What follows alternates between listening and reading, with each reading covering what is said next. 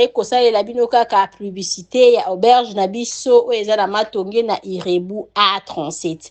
Mama Bijou alobi bandeko oyo batekaka bilokos baza kosepela makasi kokende na Irebu na Matonge parce que bazo profiter bazoteka biloko na bango kitoko. Mama Bijou alobi ozwi kaka chambre oza na droit ya koteka biloko na yo libanda. Donc bandeko baza ko se retrouver makasi yo ndeko oyo o teka kana o bilokos tam suso lo barake moyena kende pa Mama Bijou te parce que na teka ka bilokos non biso ça fait banda musala e banda eza na bandeko oyo bateka ka bilokos na libanda bazali et puis ekomi vraiment na mouvement moko ya kosakana te bandeko baza ko se retrouver biloko ezo teka makasi parce que toza côté ya Gambela.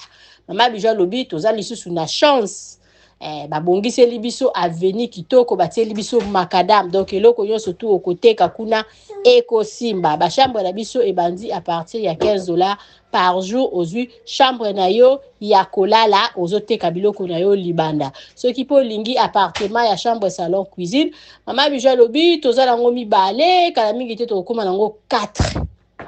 Donc, avec $35 ozwi appartement, chambre, salon, cuisine, Mama Bijou lobi soko koya ko umela, Mama Bijou asololaka na ye kitoko. Mosusu eza $40, mais to sololaka kaka bandeko bazoteka bilokos ya kosakala te ka nde bozomona na image.